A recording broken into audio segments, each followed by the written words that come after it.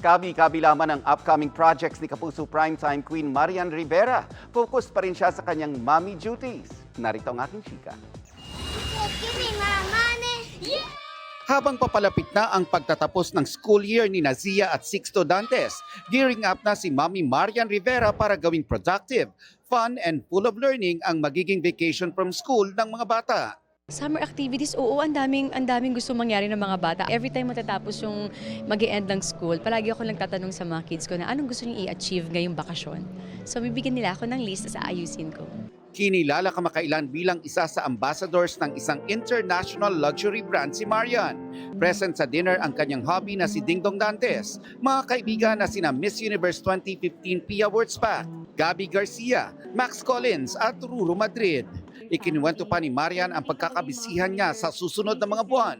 Bukod kasi sa kanyang pagiging judge sa Stars on the Floor Season 2, dapat ding abangan ang ilang movie projects ni Marian this year. By next month, sisimulan na namin yung movie namin ni Dong, dire-diretso.